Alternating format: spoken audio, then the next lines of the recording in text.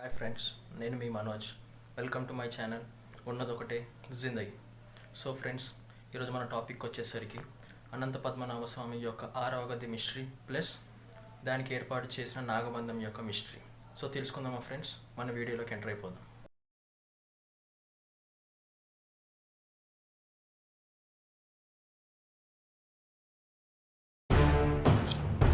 అనంత పద్మనాభుడు అనగా బొడ్డుయందు పద్మమును కలిగి అంతము లేనివాడి అనే అర్థం.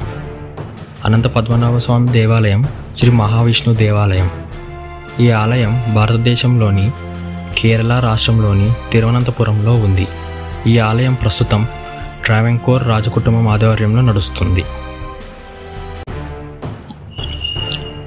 ఇప్పటి వరకు ప్రపంచంలోనే అత్యంత సంపన్నమైన తిరుపతి తిరుమల వడ్డీ కాసులవాడు. ఈ మధ్యకాలంలో కేరళలోని తిరువనంతపురంలోని అనంత పద్మనాభ స్వామి వారి దేవాలయంలో బయటపడిన అనంత సంపదతో వజ్రాలు, వైడూర్యాలు, టన్నుల కొద్ది బంగారు ఆభరణాలు మొదలగు వాటితో 1,00,000 కోట్ల రూపాయలు విలువ చేసే సంపదతో మొదటి స్థానంలో నిలబడగా, రెండో స్థానంలో తిరుమల తిరుపతి శ్రీ వెంకటేశ్వరుడు రెండో స్థానంలో నిలబడాల్సి వచ్చింది. ఇంకా బయటపడవలసిన సంపద అందులో ఉన్నందున పూర్తి స్థాయిలో సంపదను లెక్కించాల్సి ఉంది. ఆలయంలో దేవునికి సంబంధించిన సంపద మొత్తం నేలలిగల్లో దాచి ఉన్నదని మనకు తెలుసు. అయితే కొన్ని 100 సంవత్సరాలు దాన్ని తెరిచి చిన్న పాపాన పోలేదు. 1860లో మూసివేసిన కొన్ని గదులను మాత్రం 1950లో సీల్ వేశారు. ఈ ఆలయాన్ని మాత్రం ఇంకా రాజకుటుంబీకుల పర్యవేక్షణలోనే ఉంది. ఆ కుటుంబానికి చెందిన చివరి రాజు తిరునాల్ బలరామవర్మను ప్రభుత్వం రాజప్రముఖాన్ని ప్రకటించింది. ఆ రాజకుటుంబీకులే ఇంకా ఈ ఆలయానికి ట్రస్టీగా కొనసాగారు. ప్రస్తుతం 89 సంవత్సరాల వయసున్న తిరునాల్ మార్తాన్ ట్రస్టీగా కొనసాగుతున్నారు. ఈ ఆలయ సంపద నిర్వహణలో అస్తవ్యస్తంగా ఉందని, దాన్ని గాడిలో పెట్టాలని టిపి సుందర్ రాజన్ అనే న్యాయవాది సుప్రీంకోర్టులో దావా వేయగా, సుప్రీంకోర్టు ఒక కమిటీని వేసి ఆ సంపదను లెక్కించాల్సి ఉంది అని ఆదేశించింది. ఆ విధంగా ఆ నీలమాళిగల్లోని అనంత సంపదను వెలుగు చూసింది. ఇప్పటి వరకు 5 నీలమాళిగల్లోని సంపదను మాత్రమే లెక్కించారు.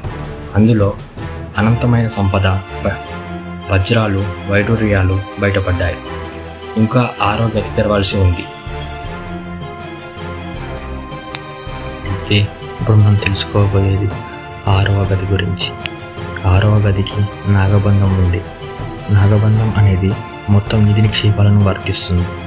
కేవలం నాగబంధం వేసిన గదికి మాత్రమే నాగుల రక్ష ఉన్నదని అనుకోవడం వీల్లేదు.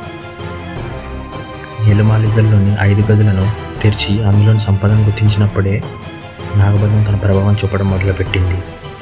సంపద వెలుగు చూసిన సమయంలో కమిటీ సభ్యుల్లో ఒకరికి మాతృవియోగం సంభవించింది.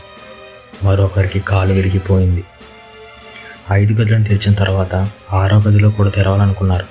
అయితే ఆ గది తలుపులపై నాగపాము చిహ్నాలు కనిపించడంతో చాలామంది భయపడిపోయారు. మొదటి గది తెరిచినప్పటి నుంచే నాగబంధం తన ప్రభావాన్ని చూపిస్తూనే ఉంది. ఇందుకు పరాకాష్ఠిగా నిధులపై కోర్టులో కేసు వేసిన ఆజన్మ బ్రహ్మచారి అయిన సుందర్రాజన్ కూడా కన్నుమూశారు. ఆయన మరణం వెనుక కూడా నాగబంధం ఉంది అని చాలామంది అపోహపడుతున్నారు. నాగబంధం ఒకసారి వేస్తే అది 1000 సంవత్సరాలైనా పనిచేస్తూనే ఉంటుంది. మరో మాటలో చెప్పాలంటే సర్పజాతి ఉన్నంత వరకు ఈ బంధం పటిష్టంగానే ఉంటుంది. 5 తలల పాము దగ్గర నుంచి అనేక విషపూరిత పాములను నాగబంధం వేసేటప్పుడు ఆవాహన చేస్తారు. ఆ క్షణం నుంచే అవి కాపాడుతూనే ఉంటాయి. అనంత పద్మనాభ స్వామి ఆలయంలో ఇలాంటి నాగబంధమే ఉంది. అయితే చాలామంది తాంత్రిక శక్తి పరంగా కట్టుదిట్టమైన ఏర్పాట్లు చేసి నాగబంధాన్ని విముక్తి చేయవచ్చా అని అడిగినప్పుడు వచ్చిన సమాధానం ఇది: ఆ పని ముందే చేయాల్సింది. అంటే మొదటి గది తలుపులు తెరవడానికి ముందే తాంత్రిక శక్తులున్న వారిని పిలిపించి నాగబంధం నుంచి నిధికి నిక్షేపాలను విముక్తి చేసిన తర్వాత గది తలుపులు తెరిస్తే బాగుండేది అని చెప్పారు. చాలామంది ఇంకో విధంగా కూడా మాట్లాడుతూ ఉంటారు. అదే, ఆ తలుపు దగ్గరలో 3.5 కిలోమీటర్ల దూరంలో ఒక సముద్రం ఉంది. చాలామంది ఆ తలుపు తెరిస్తే ఆ తలుపులో నుంచి సునామీ వచ్చి దేశం మొత్తం నాశనం అయిపోద్ది అని చెప్తున్నారు.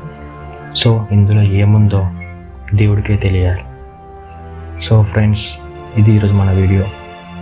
మీకు నచ్చితే లైక్, షేర్, సబ్స్క్రైబ్, కామెంట్ చేయడం మాత్రం మర్చిపోకండి.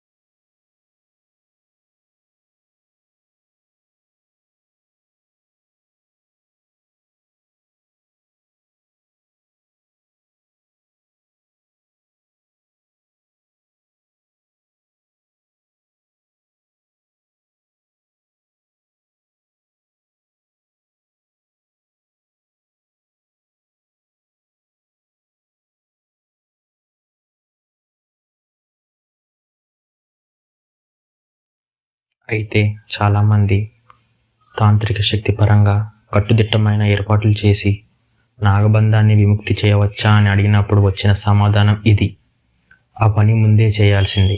అంటే మొదటి గది తలుపులు తెరవడానికి ముందే తాంత్రిక శక్తులున్న వారిని పిలిపించి నాగబంధం నుంచి నిక్షేపాలను విముక్తి చేసిన తర్వాత గది తలుపులు తెరిస్తే బాగుండేది అని చెప్పారు. చాలామంది ఇంకో విధంగా కూడా మాట్లాడుతూ ఉంటారు. అదే, ఆ తలుపు దగ్గరలో 3.5 కిలోమీటర్ల దూరంలో ఒక సముద్రం ఉంది. చాలామంది ఆ తలుపు తెరిస్తే ఆ తలుపులో నుంచి సునామీ వచ్చి దేశం మొత్తం నాశనం అయిపోద్ది అని చెప్తున్నారు. సో ఇందులో ఏముందో దేవుడికే తెలియాలి. సో ఫ్రెండ్స్, ఇది ఈరోజు మన వీడియో. మీకు నచ్చితే లైక్, షేర్, సబ్స్క్రైబ్, కామెంట్ చేయడం మాత్రం మర్చిపోకండి.